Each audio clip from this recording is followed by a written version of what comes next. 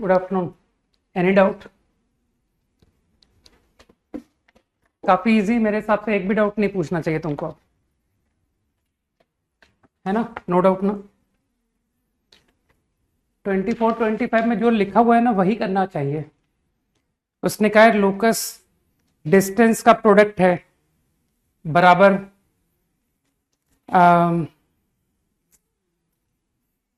Product of distance is λ2, तो दोनों को मल्टीप्लाई कर देना, x√2 plus y minus 1 into divide by √3 into x√2 minus, कुछ मिसप्रिंट है ना?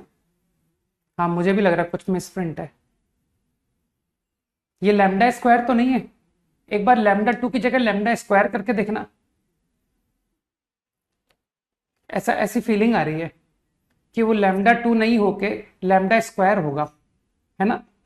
हाँ तो अब लैम्डा स्क्वायर करके करना क्वेश्चन मेरे हिसाब से आ जाना चाहिए। ठीक है, ओके। हो जाता ना क्वेश्चन आराम से कि सर लोकस लिख दिया हमने xy में, फिर वो जो भी कह रहा था करते जा रहे थे। लाइन मीट्स कर्व सी, तो जो भी लोकस है उसमें y को 2x प्लस 1 पुट कर दिया, कर लोगे, है ना? ठीक।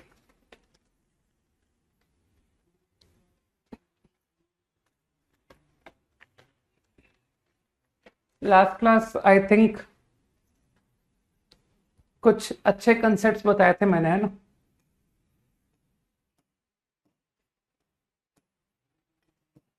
पॉइंट का पोजीशन, है ना? तो वो सारे इनइक्वालिटी तुम समझ चुके हो। Let's talk about one more concept related to point which is called power of point.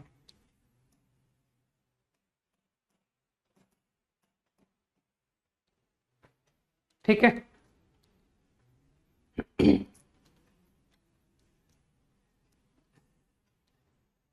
You are given a circle, तुमको एक सर्कल गिवन है।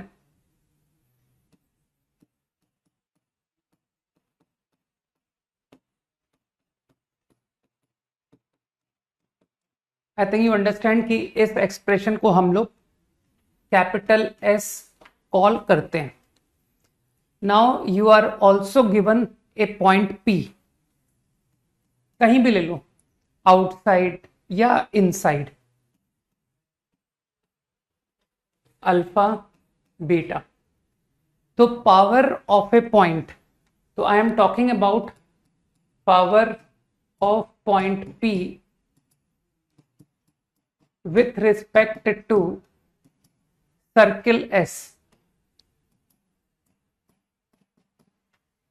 गिवन सर्किल के रिस्पेक्ट में पॉइंट का पावर का क्या मतलब होता है, let us know about it.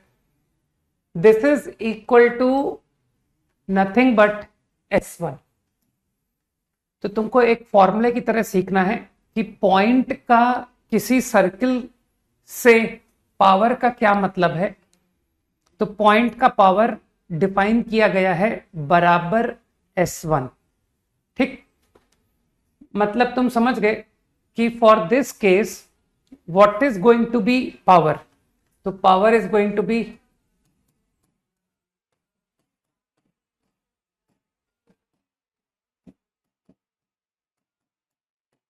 This will be the power. Formula based तो किसी को कोई दिक्कत है ही नहीं कि पॉइंट का पावर का मतलब तुमने रट लिया कि सर S1 को पावर कहते हैं। अब जरा इसका मैं ज्योमेट्रिक मीनिंग भी समझा देता हूं।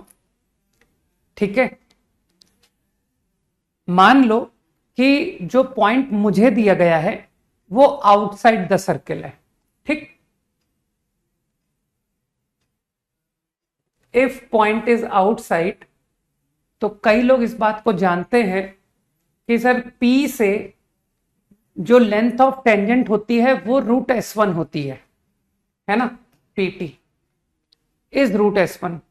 तो तुम समझ सकते हो कि power is also equal to PT square. सही। अब एक बहुत इंपॉर्टेंट प्रॉपर्टी, हो सकता है कि मैंने तुमको पहले भी कभी बताई हो, कि P से you draw any line touching और इंटरसेक्टिंग।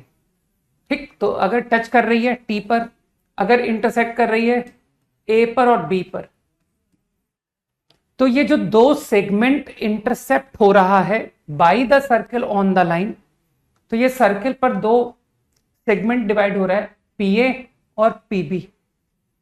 ठीक, तो तुम याद रख सकते हो कि PA into PB is equals to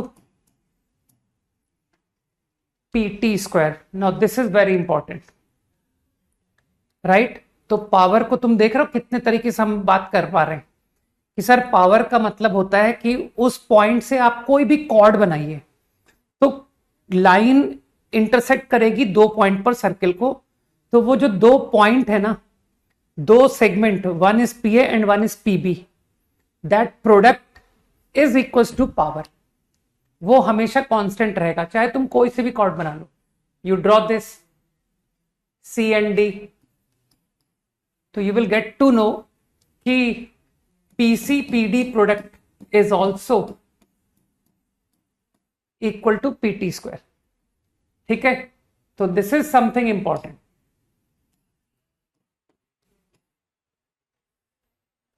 ये बात इंपॉर्टेंट है, इसे तुम आगे ध्यान रखना, बहुत इंपॉर्टेंट प्रॉपर्टी है।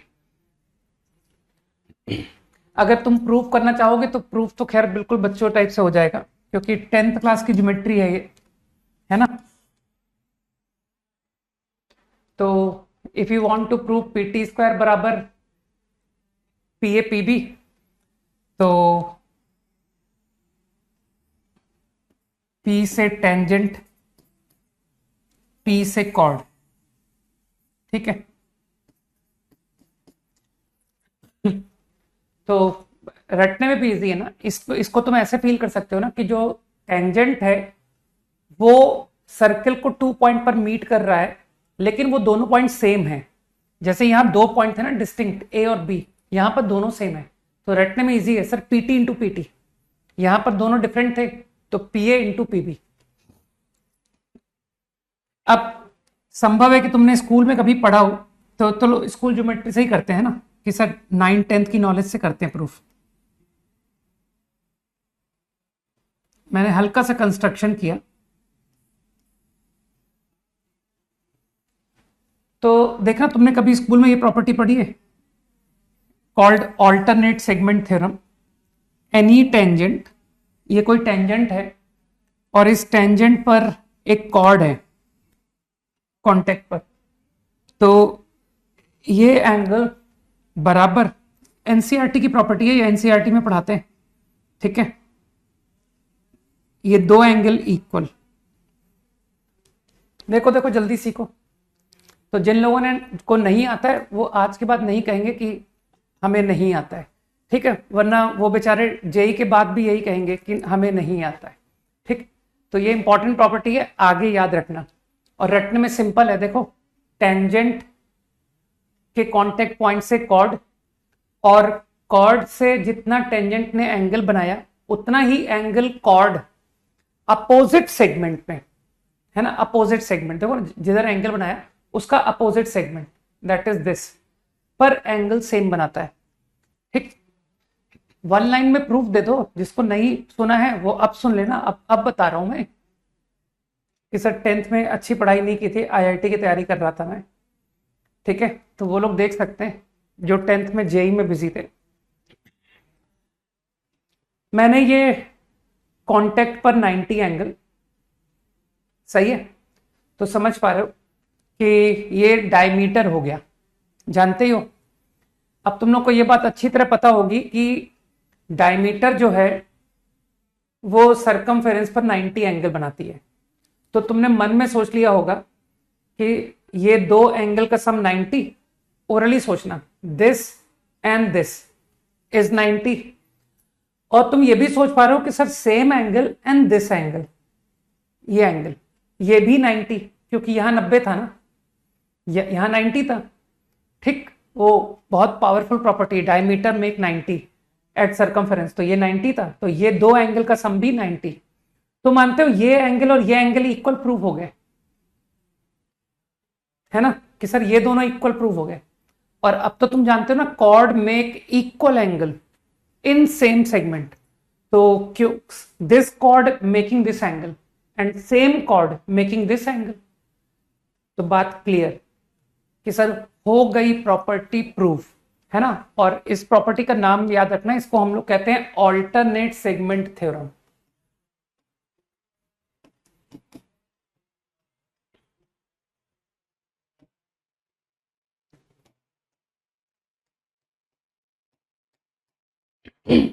ठीक है, यूजफुल। तो अब अपनी प्रॉब्लम में आ जाते हैं। फिगर आई कंस्ट्रक्टेड, ठीक। तो यू कैन इजिली प्रूव कि PT A triangle and PBT triangle they are similar. PTA is similar to PBT, है ना। फट से बता देना, सिमिलर ट्राइंगल में तीनों एंगल इक्वल होते हैं। कुछ लोगों को ये बात पता होगी। तो देखो, this angle is equal to this angle, है ना। अभी अभी ऑल्टरनेट सेगमेंट थ्योरम सीखी है, तो उसकी मदद से कह सकते हो कि टेंजेंट से कॉर्ड का जो एंगल बना, chord in opposite segment will make same angle. तो मानते हो कॉर्ड 80 इन अपोजिट सेगमेंट, तो ये दोनों एंगल इक्वल हो गए। अब ये दोनों ही ट्राइंगल में ये कॉमन एंगल है कि सर पी एंगल तो कॉमन है। तो अगर दो एंगल सेम होते हैं तो अब तुम बुद्धि लगा के बोल सकते हो कि तीसरा एंगल ऑटोमेटिकली इक्वल आ जाएगा। तो मेरे ख्याल से statement is correct, triangle similar. और अब तुम प्रोपोर्शनैलिटी लॉ लगा दो, है ना। तो प्रोपोर्शनैलिटी लॉ लगा के पीटी, तुमको सिमिलर ट्राइंगल में प्रोपोर्शनल लगाना आना चाहिए ना कि सर वो इक्वल एंगल का अपोजिट। तो पीटी का अपोजिट एंगल ये है, तो बड़े ट्राइंगल का ये एंगल कौन सा है, ये है, इक्वल टू दिस है ना। तो इसका मतलब है ये किसका अपोजिट है, ये पीबी का अपोजिट है। PT upon PB is equals to, now smaller triangle PA, PA का opposite angle is this PA, और फिर ये एंगल इन दिस ट्राइंगल कौन सा है, ये एंगल है। तो ये किसका अपोजिट है, पीटी का। तो मानते हो I proved the theorem PT square is PA PB. हो गया, प्रूफ हो गया, ठीक।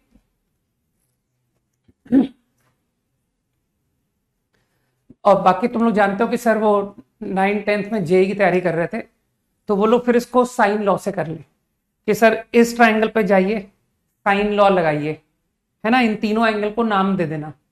फिर इस ट्राइंगल पे जाना, तीनों एंगल को नाम दे देना, है ना। तो वही एंगल्स होंगे जो यहां बने थे, सही है। तो using sine law over this triangle, using sine law over this triangle, also you will be able to prove the property, ठीक है। ये सवाल नहीं है, ये थ्योरम है, ठीक है। स्टैंडर्ड थ्योरम है, थ्योरी सारी किताबों में एक जैसी होती है ना। तो पॉइंट इज क्लियर, फाइन।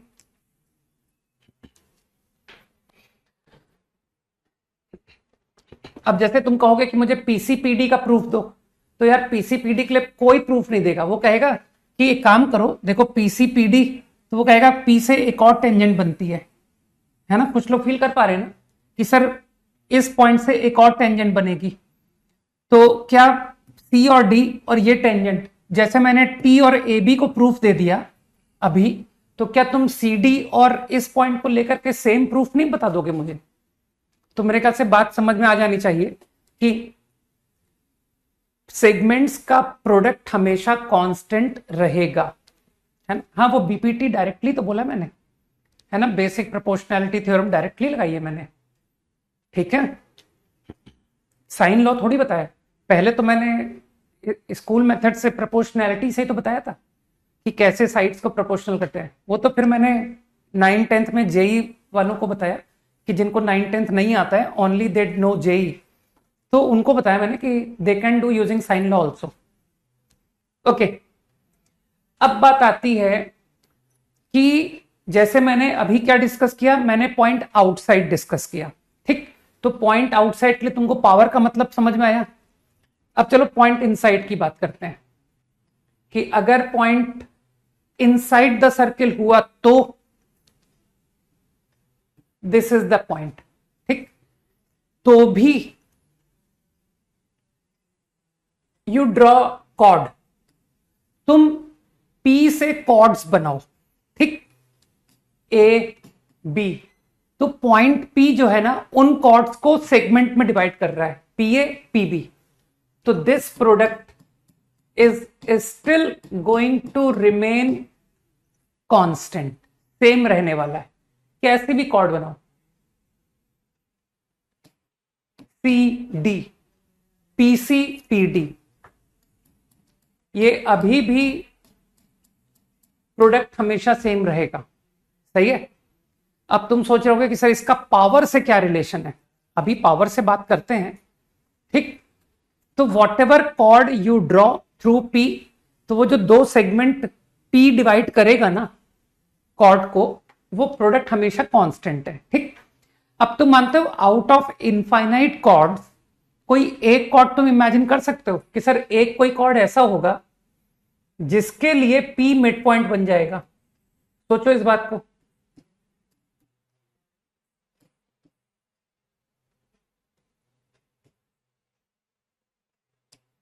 जल्दी से हाँ बोलो कि हाँ ये बात समझ में आई।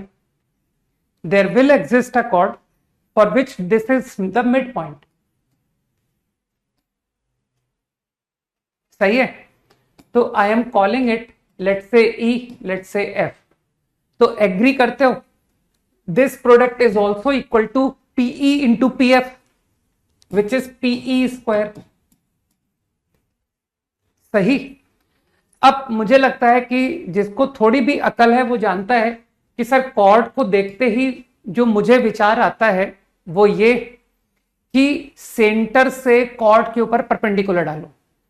अब जैसे ही कॉर्ड के ऊपर सेंटर से परपेंडिकुलर डाला मैंने, अच्छा प्रूफ, यार प्रूफ मैं बताना ही भूल गया, एक्चुअली इतना लल्लू था ना कि बताने का मन ही नहीं हुआ, है ना, कि यार ये दो ट्राइंगल सिमिलर किसी छोटे बच्चे को भी दिख रहा होगा कि सर ये देखिए ये ट्राइंगल और ये ट्राइंगल, तो ये सिमिलर है ना। कुछ लोगों को समझ में आया कि ये जो कॉर्ड बनाई थी आपने ए और बी और सी और डी, इसको आप डायरेक्टली ये दो ट्राइंगल सिमिलर की मदद से कर दीजिए। अब इन दो ट्राइंगल पे प्रोपोर्शनैलिटी लॉ लगाओ, direct answer A B C D. तो I think proportionality law PA, sorry PA upon PA किसके अपोजिट एंगल है, ये एंगल का। तो इस ट्राइंगल में सेम एंगल का कहां बन रहा है, सेम एंगल यहां बन रहा है। तो आई थिंक ये एंगल किसका अपोजिट है, पीडी का, पीए अपॉन पीडी बराबर। अब मैं पीसी ले रहा हूं इन दिस ट्राइंगल पीसी, तो पीसी ने कौन सा एंगल बनाया, ये एंगल बनाया, मतलब पीसी का अपोजिट एंगल ये है। तो इस ट्राइंगल में सेम एंगल कहां बन रहा है, तो ये एंगल फॉर्म हो रहा है यहां। तो ये किसका अपोजिट है इन दिस ट्राइंगल, ये पीबी का अपोजिट है, सही है ना। तो आई थिंक पीबी, तो I think you got the proof कि for internal point also formula is still valid. तो not only external point, also for internal your formula holds कि पी से कॉर्ड सर्किल को दो पॉइंट पर meet करेगी। तो वो जो कॉर्ड को पी ने डिवाइड किया दो सेगमेंट में, one is P A one is P B, that product is constant, ठीक। तो अब मैं इसी बात को आगे एक्सटेंड कर रहा हूं कि ऐसी और भी कॉर्ड होंगी ना। तो one chord I have taken like this जिसके लिए P is the mid point, ठीक। तो यू अंडरस्टूड कि इट इज पीई स्क्वायर। अब एज आई सेड कि कॉर्ड के ऊपर परपेंडिकुलर डाला मैंने, तो सेंटर से अगर परपेंडिकुलर डालोगे तो वो कॉर्ड के मिड पॉइंट पर पड़ेगा। मैं ईएफ कॉर्ड की बात कर रहा हूं, ईएफ, सही। तो ये सेंटर है, नहीं सी नाम मत दो क्योंकि सी तो यूज हो चुका है, ओ। तो I think now you can follow कि sir PE square by Pythagoras theorem is OE square, OE मतलब रेडियस है ना, OE is radius minus OP square. मानते हो ये जो आंसर है ये ही -S1 है, लिख लो चाहो तो, इस P पॉइंट को कुछ मान लो alpha beta, and what is this, O इज व्हाट -G -F। सही, सेंटर था ना बेचारा, तो G square F square -C minus alpha plus G whole square beta plus F whole square.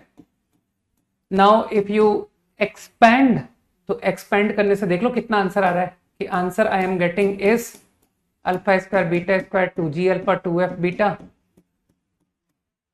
Plus C। तो this time your answer is -S1। समझ गए? तो पावर को तुम लोग रिलेट कर सकते हो कि अगर पॉइंट अंदर हुआ तो पावर जो है वो -PA इंटू पीबी है ज्योमेट्रिकली। ठीक, बाकी फॉर्मूला तो सब लोगों ने रटी रखा है कि सर पावर होता है S1, और ऑब्वियसली तुम लोग समझते हो कि अगर पॉइंट अंदर हुआ तो S1 आएगा नेगेटिव। ठीक, गॉट इट? तो PA PB is nothing but minus of power.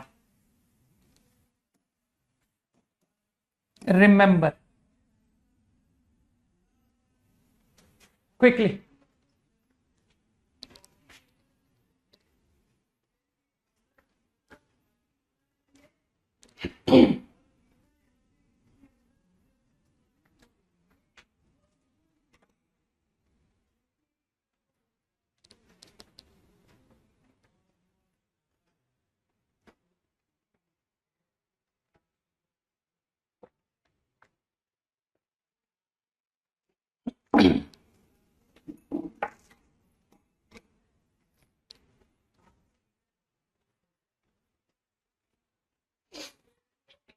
Easy.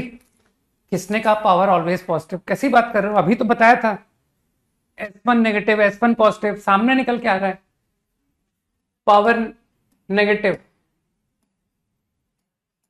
Then point lies inside.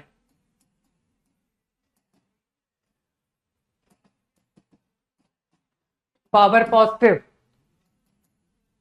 Lies outside. तो एक तरह से तुम समझ सकते हो कि मैं point lying inside, point lying outside को पावर से भी रिलेट कर सकता हूं।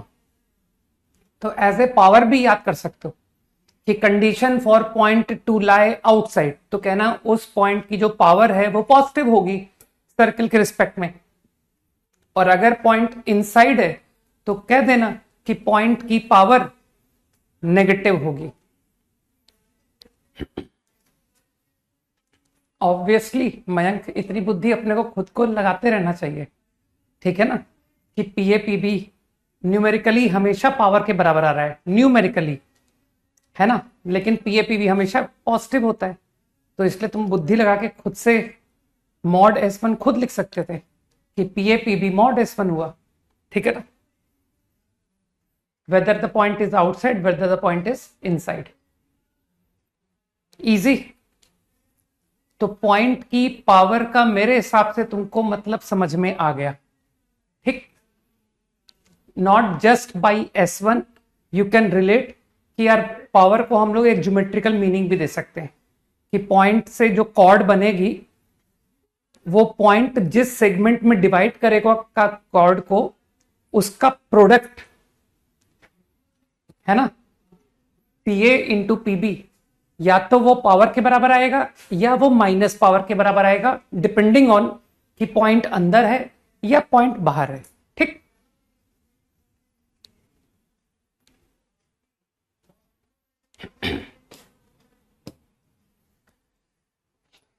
चलो थोड़ी सी बातें और कर लेते हैं। सर्कल का equation in parametric form.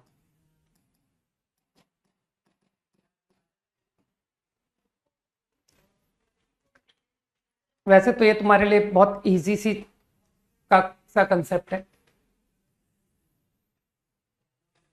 Circle तुम लोग क्या समझते हो कि सर सेंटर दे दो, रेडियस दे दो, यही तुम चाहते हो ना। गिवन द सेंटर, मान लेते हैं अल्फा बीटा सेंटर है, रेडियस मान लेते हैं R, I know the centre, I know the radius, okay. Point moving in plane, satisfying condition, distance from alpha beta is R. तो थोड़ा सा पैरामेट्रिक फॉर्म से तुम कंफर्ट होने लगे होगे कि सर पैरामेट्रिक फॉर्म में करना क्या होता है, कोई भी जनरल पॉइंट को किसी पैरामीटर के टर्म में लिखना होता है। तो let's take a general point. अब मैं एच के नहीं लिख के मैं एक्स वाई डायरेक्ट लिख रहा हूं। सपोज ये एक्स वाई है, सही। तो तुमने स्ट्रेट लाइन में पैरामेट्रिक पढ़ा होगा ना कि काश मुझको ये जो लाइन है इसका इंक्लिनेशन पता होता, काश। तो ये तुम्हारी पैरेलल टू एक्स एक्सिस दिखा दी मैंने। ये एक्स एक्सिस नहीं है, ये पैरेलल टू एक्स एक्सिस है, ओके। तो मानते हो अगर ये एंगल थीटा हो जाए, ले लिया जाए, तो जो तुम पैरामेट्रिक फॉर्म स्ट्रेट लाइन में पढ़ के आए हो उसकी हेल्प से तुम बोल दोगे कि we can write x equal to alpha plus R cos theta, सही है ना, and y is beta plus R sine theta. तो this is what is called parametric form. अब इसमें कोई मुझे सोच के बताएगा कि सर पैरामीटर कौन है, बताओ। पैरामीटर का मतलब समझते हो, जिसको मैं आर्बिट्ररी रियल वैल्यूज दे सकूं। तो which will be the parameter in this.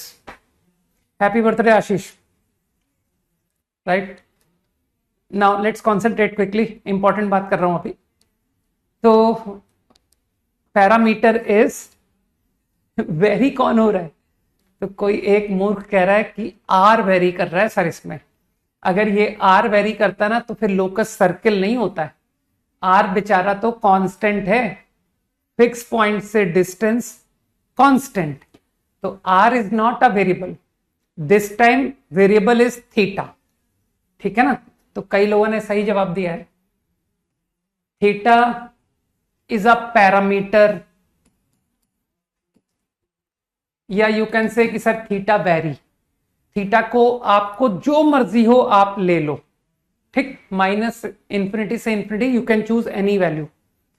हालांकि अननेसेसरी कोई माइनस इंफिनिटी से इंफिनिटी क्यों लेगा, जो समझदार लोग हैं वो कहेंगे कि मेरा तो 0 से 2 पाई लेने से ही काम हो जाएगा। आप यही चाहते हो ना कि इस सर्किल का हर एक पॉइंट कवर हो जाए।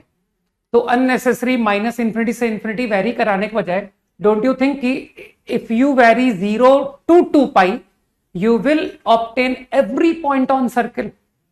जल्दी से हाँ बोल दो कि हाँ। तो वैसे मैं बाउंड नहीं कर रहा हूं तुमको कि थीटा तुम 0 से 2 पाई ही ले सकते हो, ऐसा मैं तुमको बाउंड नहीं कर रहा हूं। लेकिन जो इंटेलिजेंट लोग हैं कि सर मेरा काम है सर्किल के सारे पॉइंट कवर करना, तो मैं तो अपने कन्वीनियंस के लिए सिर्फ थीटा को 0 से 2 पाई अगर वेरी कराऊं तो I will obtain all points on the circle, ठीक। अब जरा इसी में मुझे बताना, ये तुमने आंसर दिया कि सर ये पैरामेट्रिक फॉर्म होता है सर्किल, है ना। तो इसमें वेरी करता है क्वांटिटी थीटा। अगर मैं कहूं कि आर वेरी, तो बताओ कि अब ये लोकस क्या कहलाएगा। Now what is this equation represent. अब ये इक्वेशन क्या रिप्रेजेंट करेगा अगर आर वेरी करे तो। जल्दी से आंसर करो। x बराबर alpha plus R cos, y बराबर beta plus R sine, all are constant, only R vary, है ना। तो कुछ लोगों ने पढ़ाई की है, ठीक। इतनी जल्दी मतलब वॉश आउट होना मतलब वाकई में सरप्राइजिंग है, ठीक।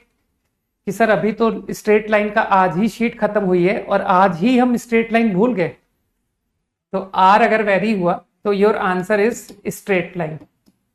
ठीक, अब बताना, मैं डिफरेंट डिफरेंट बात कर रहा हूं। अगर आर भी वेरी कर रहा है, थीटा भी वेरी कर रहा है, then what will this equation represent? R varies, theta also varies. ठीक है Manan, this time your answer is entire plane, पूरा प्लेन हो गया है ना, कंप्लीट एक्स वाई प्लेन।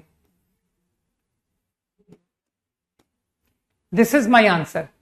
क्योंकि लोग कहेंगे कि सर देखिए काम करिए, आर की वैल्यू को फिक्स ले लीजिए 2 और थीटा को वेरी करिए तो एक सर्किल 2 रेडियस का मिल जाएगा। ठीक, फिर कहेंगे कि आर की नई वैल्यू ले लीजिए, फॉर एग्जाम्पल 3, तो तुमको लगता नहीं कि सर नए रेडियस पर सारे एक सर्किल मिल जाएगा।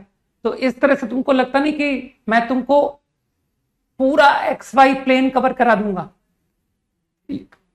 समझ पा रहे हो? You will be able to obtain every point on X Y plane.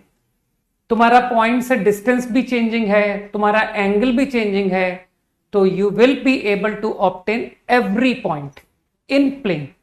ठीक, अब आंसर करना है ना।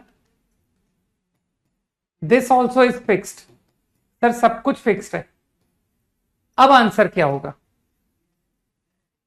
Are and theta R also fixed. बताओ भाई। Now this equation will represent what? Point, बिल्कुल। Sir now your answer is point. Alpha beta से given distance पर, गिवन डायरेक्शन पर सेगमेंट नहीं मिलेगा गधे। ठीक है, डिस्टेंस 5 दी गई है, तो 5 डिस्टेंस पर ना एक पॉइंट मिलेगा। तुमसे कहूं π/3 एंगल और डिस्टेंस 5, तो तुमको एक पॉइंट मिलेगा, सेगमेंट नहीं मिलेगा। इजी। तो अब यार इतनी छोटी छोटी बातों को रटने का लोड मत लेना। ठीक, तो I think you got the idea कि your equation of circle in parametric form we can express like this. Fine, easy.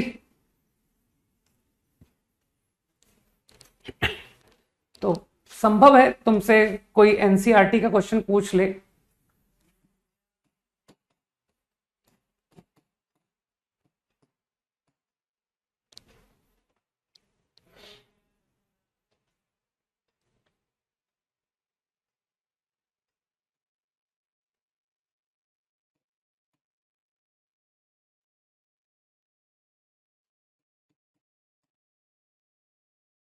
Right this equation in parametric form. चलो लिख के दिखाओ, खुद क्रिएट करो, फिर मैं टैली करा दूंगा। Right the equation in parametric form.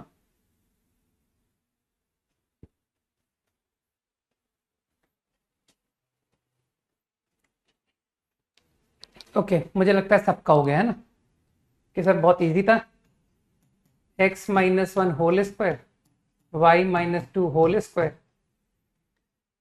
-10, यही हुआ ना इक्वेशन। कुछ गलत हो तो बता दो एक बार, सही है ना? तो your radius is √10, so you can write answer in parametric form like this: 1 plus √10 cos theta.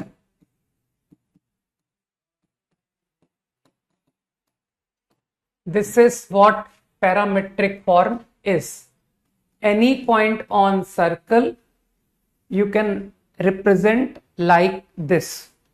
और तुम थीटा का मतलब भी समझ पा रहे हो? ध्यान रखना कि सर खाली पैरामीटर थीटा ही नहीं, हम आपको थीटा का मीनिंग भी समझा पा रहे हैं कि थीटा है क्या, है ना? तो तुम फील कर पा रहे हो ना कि थीटा एंगल है जो कि वो पॉइंट सेंटर से आप ज्वाइन करेंगे तो ये एक्स एक्सिस से जितना एंगल बनाएगा, है ना, ये मैंने parallel to x axis line दिखा दी, तो तुम समझ पा रहे हो कि sir angle which point after joining to centre make with x axis is your theta. Easy है ना? अब तक आसान लग रहा है ना कि सर सर्कल्स काफी आसान है। और सबसे अच्छी बात यह है कि इसके थ्रू हमारा 10th क्लास का बैकलॉग भी दूर हो रहा है। अब हम अपने छोटे भाई बहन को गाइड कर सकते हैं ना,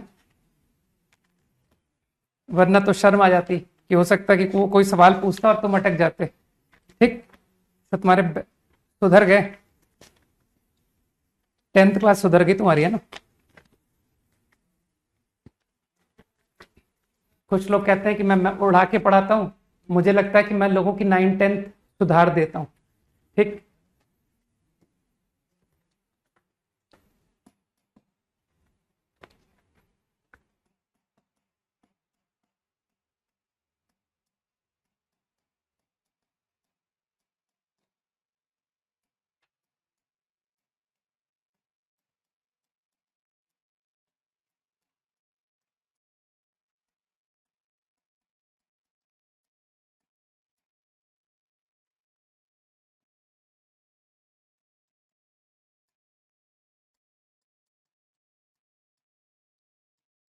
ऑफ ट्राइंगल एबीसी।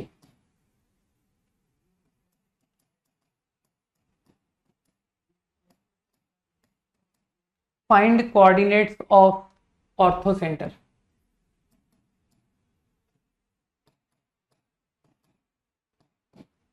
क्विकली, हाँ हाँ, थीटा पर कोई तुमको कंस्टेंट नहीं डाल रहा है भाई। कोई भी 2 पाई लेंथ ले सकते हो, -पाई से पाई भी ले सकते हो, तुम्हारी मर्जी।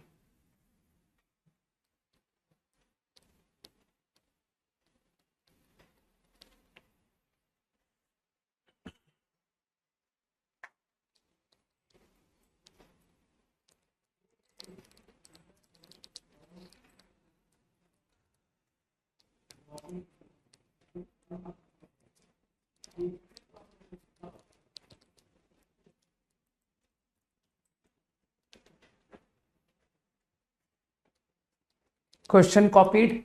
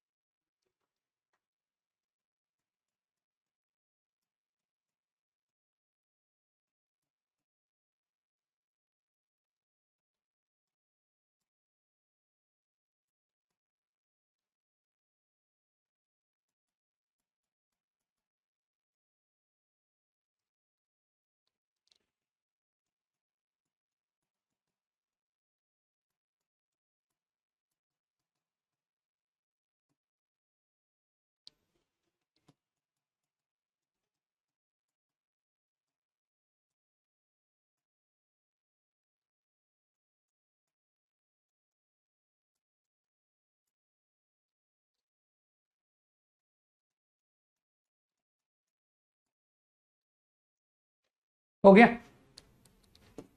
नहीं, गलत आंसर लिखा है मेरे ख्याल से। ओरिजिन जो है वो तो सरकम सेंटर है, तो इतना ऑब्जर्वेशन होना चाहिए सभी का कि जो ट्रायंगल एबीसी का वर्टिसेस है सबका ओरिजिन से डिस्टेंस 1 है। ठीक, और कुछ लोग इस बात को अच्छी तरह जानते हैं कि सरकम सेंटर से वर्टिसेस का डिस्टेंस इक्वल होता है। ठीक, तो बाय ऑब्जर्वेशन 0,0 इज सरकम सेंटर।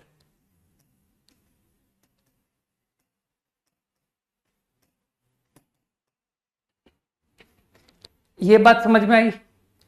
अब सरकम सेंटर, भाई तुम्हारे पास तीनों कोऑर्डिनेट है, कोऑर्डिनेट, ठीक। तो क्या तुमको लगता नहीं कि sir because I know A B C तो मेरा सेंट्रॉइड भी निकल गया? I know centroid, I am denoting ji,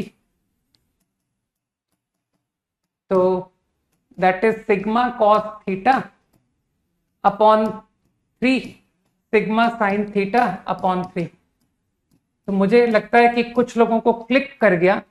use the property H G O, ये प्रॉपर्टी मैंने प्रूफ की थी जितना मुझे याद है। कोई मुझे याद दिलाओ, सॉल्यूशन ऑफ ट्राइंगल में मैंने एच जी ओ का प्रूफ दिया था ना, 2:1।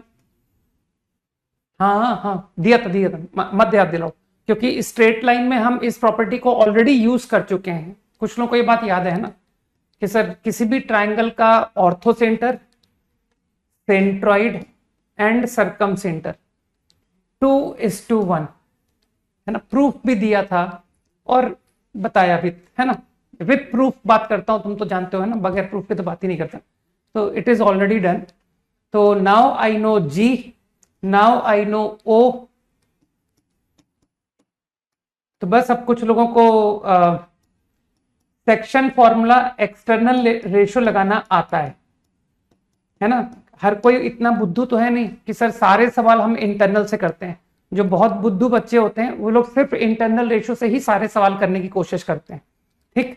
तो आई एम श्योर कि तुम्हारे लोग तो ऐसे लोग हो नहीं तुम, है ना, कि तुम लोग तो पढ़ते हो भाई। तो आई थिंक जी और ओ पर क्या सेक्शन लगाने से एच मिलेगा, तो तुम समझ गए कि सर 3:2, है ना। तो 3 multiplied with G minus 2 multiplied with O upon 3 minus 2, है ना। यही होता है ना एक्सटर्नल रेशियो फॉर्मूला। तो your answer for orthocentre, लगा लो जी लिखा हुआ है, ओ लिखा हुआ है, तो योर फाइनल आंसर इज, इतना लल्लू क्वेश्चन था ये कि सर ये है answer.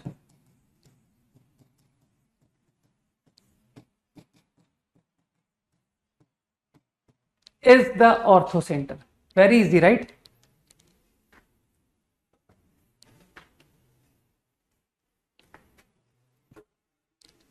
Good question, why origin is circumcentre. बाकी लोग भी सोचे इस बारे में, है ना, why origin is circumcentre. Done. Next,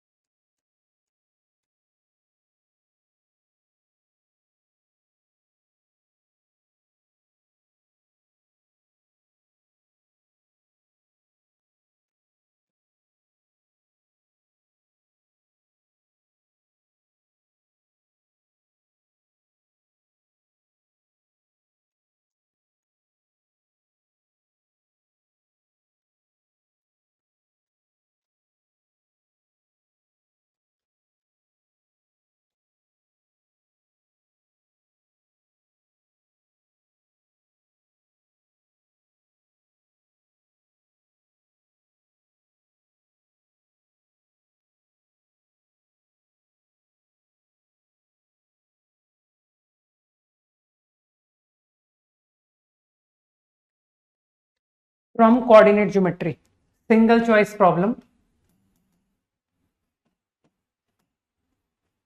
कुछ सेलेक्टेड क्वेश्चन लिख रहा हूं, है ना। पहले हम लोग कुछ सेलेक्टेड ही करेंगे, अगर समय बचा तो बाकी भी करेंगे, है ना। तो ये कल का होमवर्क बता रहा हूं मैं, क्योंकि अभी मेरे पास टाइम है ना होमवर्क लिखने का, तो इसलिए मैंने लिख दिया।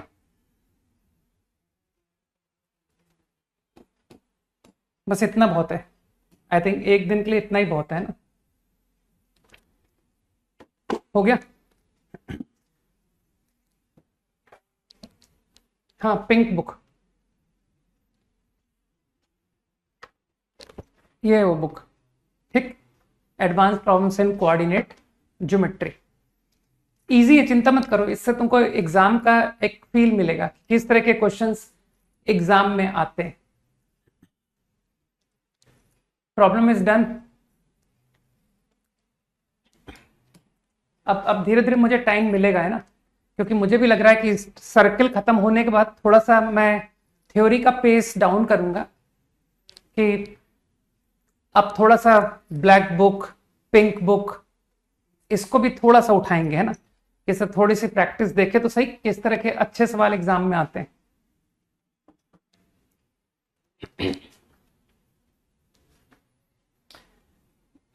आई think this problem is done, right. Construct कर लो ना,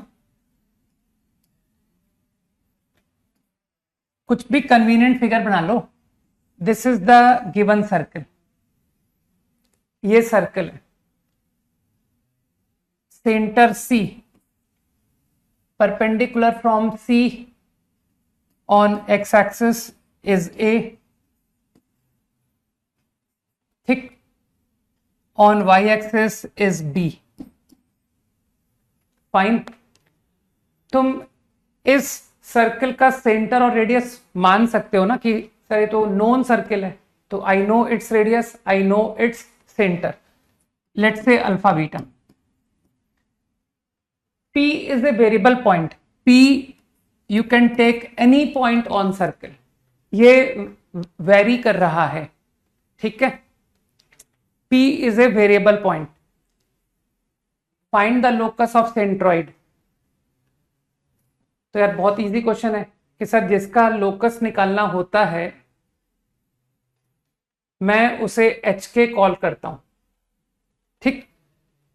भाई जिसके पास नहीं है कोई बात नहीं, वो बाद में कभी कर लेना, ठीक है, कि सर शायद जेई के बाद तक और आ जाए, ठीक है, तब कर लेना, कोई दिक्कत नहीं है, ठीक। जिनके पास है वो लोग करके आ जाएंगे।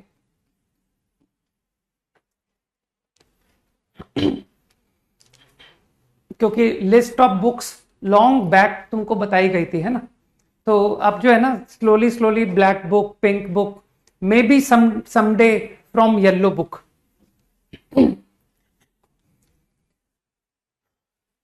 तो सेंट्रॉइड, तो अब जिसे अकल है वो फील कर पा रहा है कि सर ये अल्फा, ये बीटा।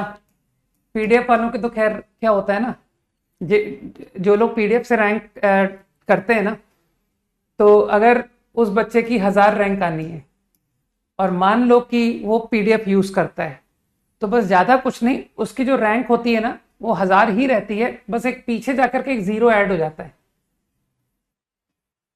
ठीक है।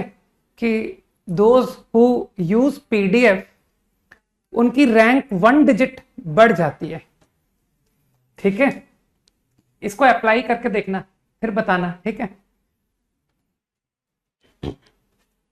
तो आई थिंक सेंट्रॉइड, तो P का कोऑर्डिनेट निकाल सकते हो क्या, मन में करो ना कि सर इसको x, y, तो जिसको सेंट्रॉइड का फॉर्मूला आता है x plus alpha plus 0 upon 3, तो I think this coordinate will come out 3h minus alpha. समझो ये मैंने क्या किया, समझो समझो, ठीक है।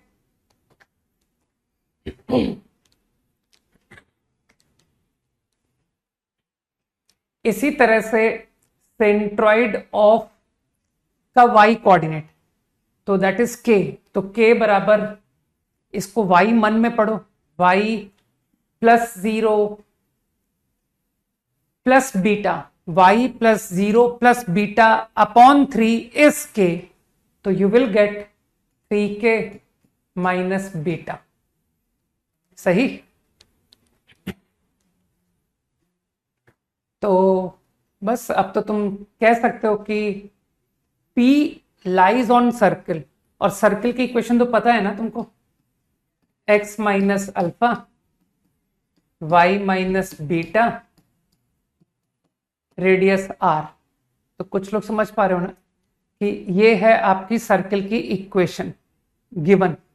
तो I think you will satisfy point P to this, P lies on it, right. मतलब 3h माइनस 2 अल्फा।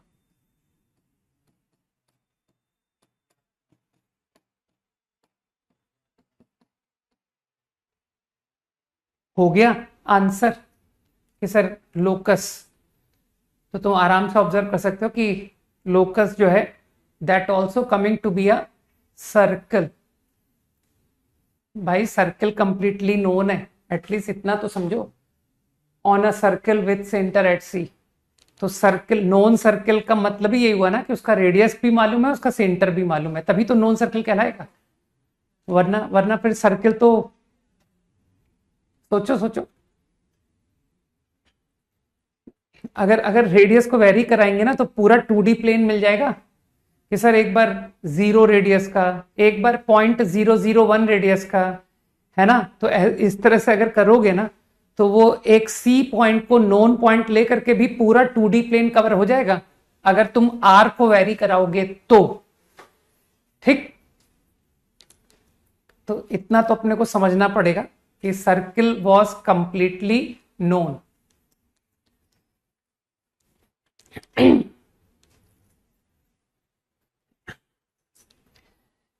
इसका एक एक्चुअली देखो, मुझे क्या है ना, मुझे अच्छे बच्चों को पढ़ाने की आदत है। मुझे सिर्फ उन लोगों को पढ़ाने की आदत है जो टीचर की बात को मानते हैं। ठीक है, बाकी लोगों को तो मैं खुद ही कहता हूं कि यार यहां क्या कर रहे हो, है ना, this is the wrong place for you, right. तो मैं उन बच्चों के हिसाब से ही सोच पाता हूं, राइट। तो उनको मैंने देखा है कि वो लोगों को कुछ भी आप सजेस्ट कर दो वो ब्लाइंडली फॉलो करते हैं। ठीक,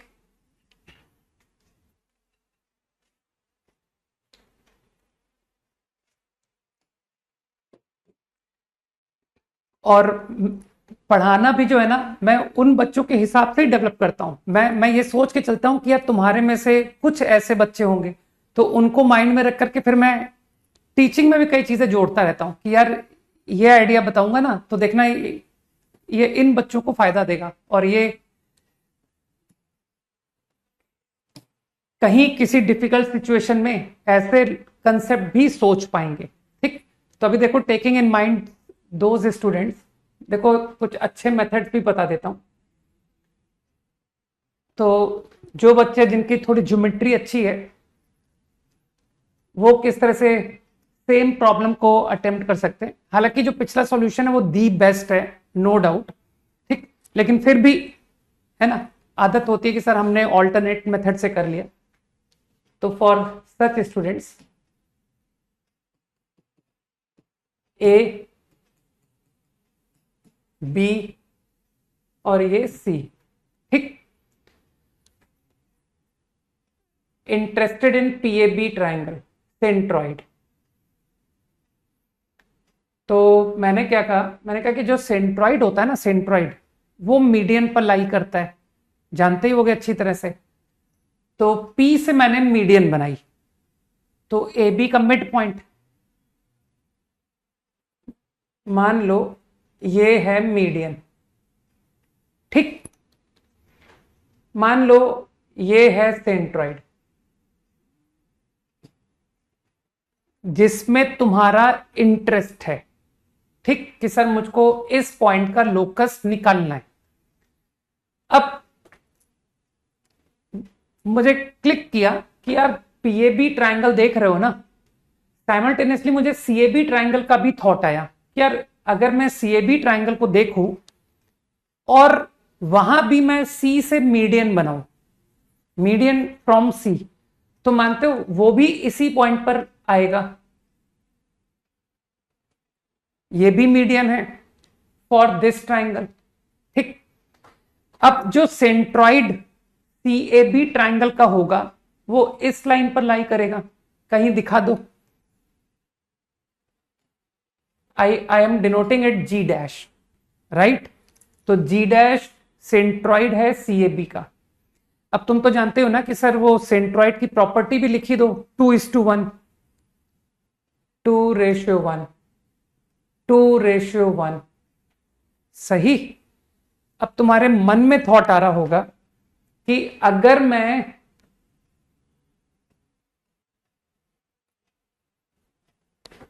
इसे कुछ D मान लेता हूं, if I talk about PDC, PDC, ठीक, तो मानते हो जो G डैश है,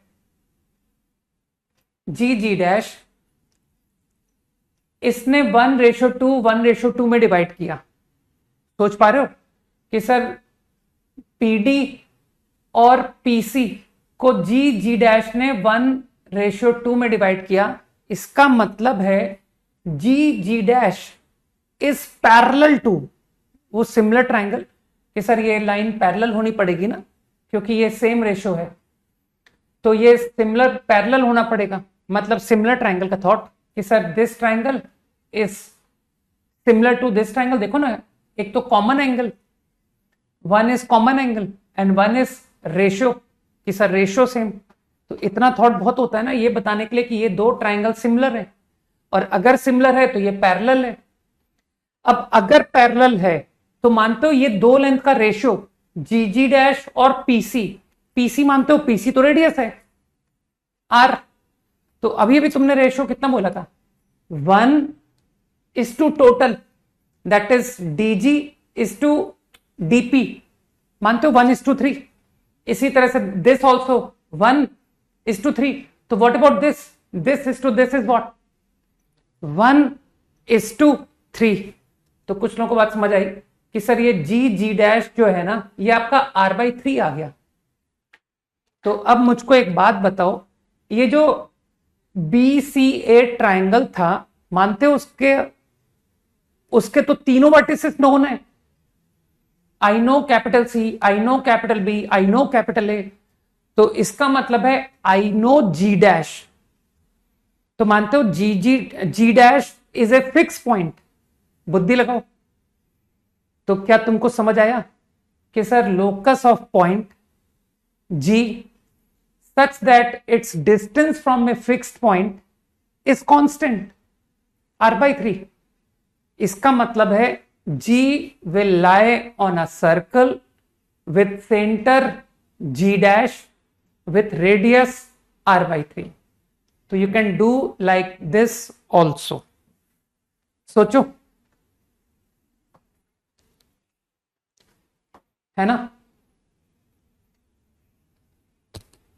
9th क्लास मैथमेटिक्स, नहीं 9th 10th क्लास।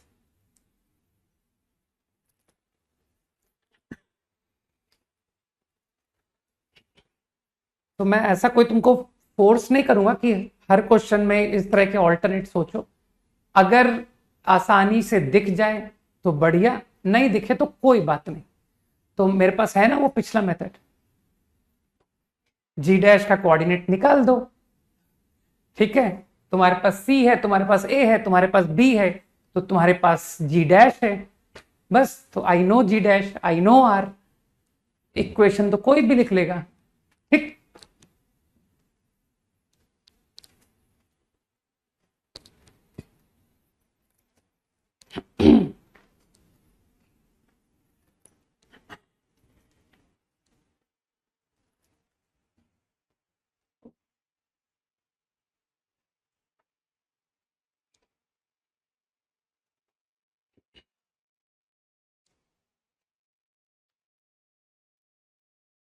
अरे फोटो खींच लो यार, तुम तो बाद में स्लाइड देख सकते हो, है ना, ठीक है, okay.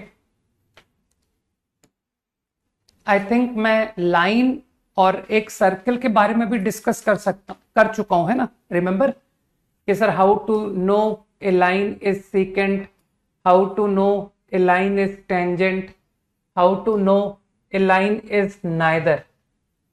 We already have discussed कि कैसे चेक करोगे कि एक गिवन लाइन और एक गिवन सर्किल, तो लाइन सीकेंट है, टेंजेंट है, नाइदर है, तो ये मैं पहले भी बता चुका हूं, है ना? ठीक।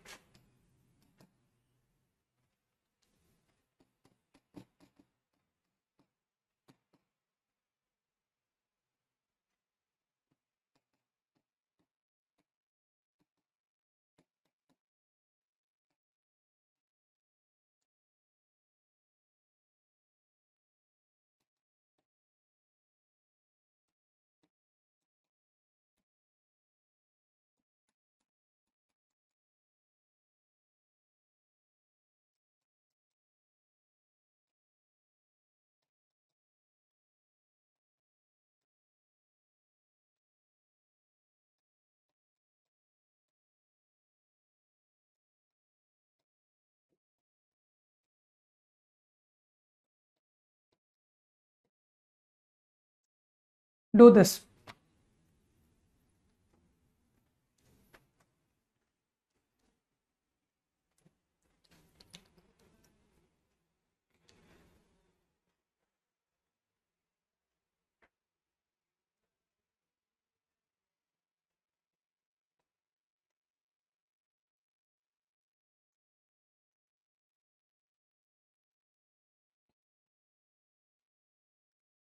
रजत, तुम इस बात के लिए कॉमन सेंस इस्तेमाल करना कि जो वो होमवर्क लिखा था सिंगल चॉइस, वो किस चैप्टर के थे, ये भी तुम्हारे लिए एक होमवर्क है, ठीक है? कि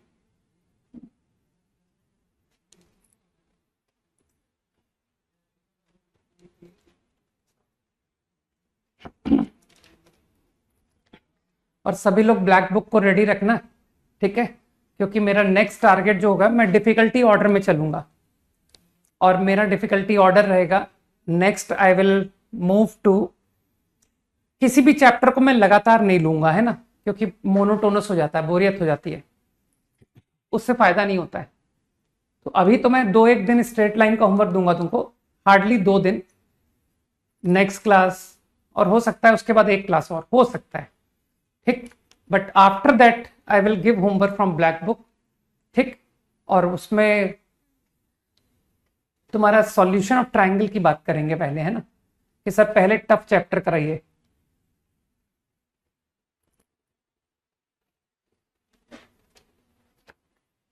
यार एम का आंसर शायद बहुत गंदा आता है ना? सभी लोगों ने कर लिया ना? Perpendicular from centre equal to radius, तो सेंटर कितना है? 2, -3, और रेडियस कितना है? 4 + 9 13, 13 + 3 16, 4 है ना? मेरी कैलकुलेशन ठीक है? एक बार मुझे देखना पड़ेगा, आई डोंट नो कि आंसर क्या आता है। तो perpendicular from centre 6 + 3m + 5 mod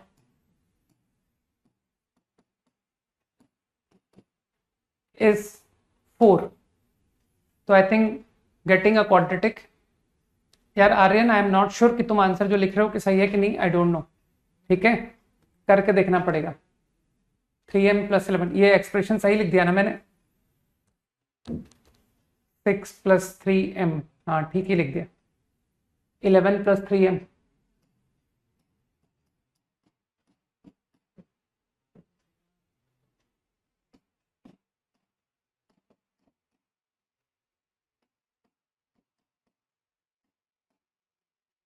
नहीं डिफिकल्ट आंसर आ रहा है भाई, है ना?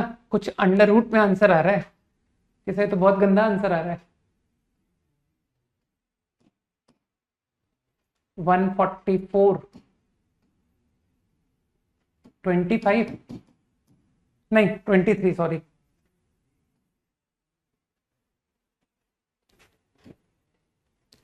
देखना सही है क्या? अरे कोई जल्दी से हाँ करो, क्वाड्रेटिक सही लिखी है या नहीं?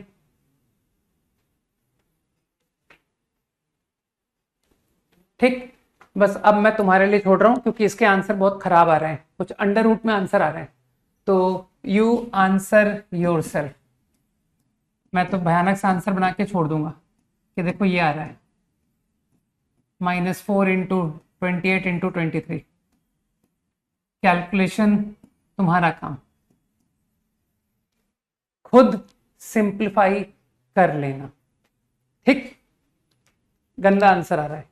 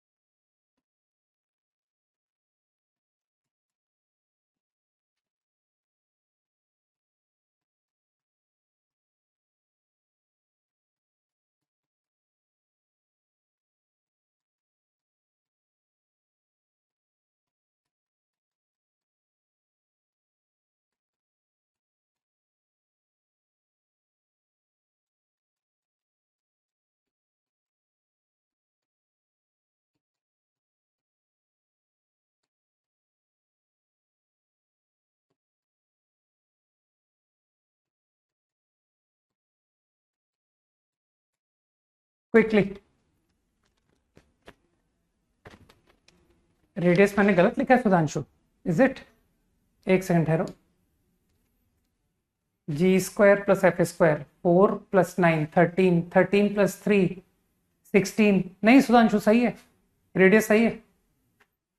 जी square plus F square minus C formula भाई, अंडर रूट, सही था, रेडियस ठीक था।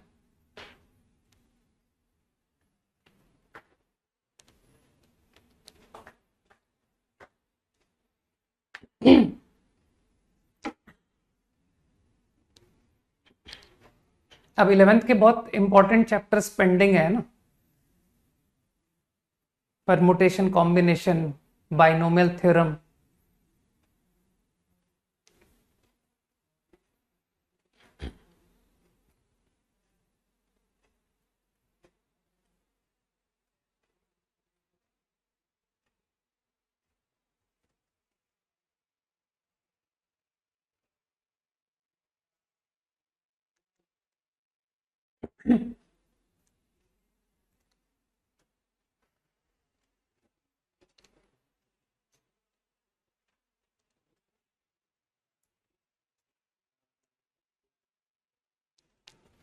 हार्ड कॉपी का सेकंड पार्ट में कंफर्म करता हूँ, है ना, कब तुमको मॉड्यूल भेजेंगे। आज आज वापस उनको याद दिलाता हूँ कि क्या हुआ मॉड्यूल का, है ना।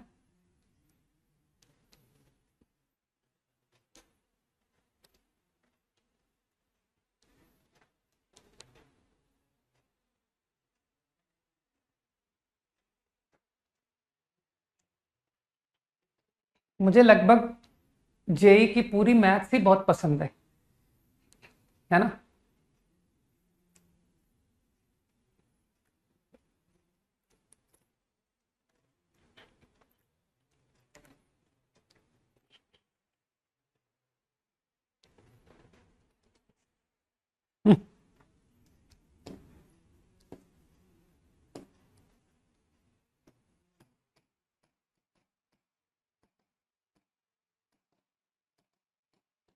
मैंने शायद तुम लोगों को साफ कहा हुआ है कि मेरी किसी भी बुक को तभी तुम कर सकते हो जब शीट कंप्लीटली डिस्कस्ड होगी। सही है प्रियम? तो आई थिंक नेक्स्ट प्रॉब्लम के लिए तुम यही करना चाहोगे ना कि किसी फिक्स पॉइंट से लाइन के ऊपर परपेंडिकुलर डिस्टेंस बराबर कांस्टेंट आ जाए। भाई लाइन अगर सर्किल को टच करेगा तो तुम फील कर पा रहे हो ना कि perpendicular from centre is equal to radius. तो तुम्हारे दिमाग में चल रहा होगा कि यूजिंग दिस रिलेशन कुछ मैनिपुलेशन हो करके, है ना, मुझको परपेंडिकुलर डिस्टेंस किसी फिक्स पॉइंट से बराबर रेडियस सम कांस्टेंट, तो तुमको जो भी करना है वो यहां करना है। अब मुझे बताओ, जब तुमको परपेंडिकुलर डिस्टेंस का थॉट आया तो तुमको परपेंडिकुलर डिस्टेंस का फॉर्मूला याद है ना? ठीक है दिशिका, ठीक है। तुमको परपेंडिकुलर डिस्टेंस का फॉर्मूला याद होगा कि सर अल्फा बीटा पॉइंट से अगर आप इस लाइन के ऊपर परपेंडिकुलर डालते हैं ना तो रिजल्ट आता है L alpha M beta 1 mod upon under root L square plus L M square. तो बस यहीं से मुझे फीलिंग आ गई कि यार परपेंडिकुलर डिस्टेंस में L square plus M square बनता है। तो what I did is 5m square, मैंने कहा हटाओ इसको, M square plus L square create कर लो। प्योर मैनिपुलेशन, नथिंग एल्स, है ना, बिकॉज मैंने अभी भी हिंट दिया perpendicular distance of point from this line, तो that formula will contain this quantity in denominator under root. अब 5l स्क्वायर, तो तुम देख पाओगे कि सर दोनों साइड 5l स्क्वायर ऐड करने से,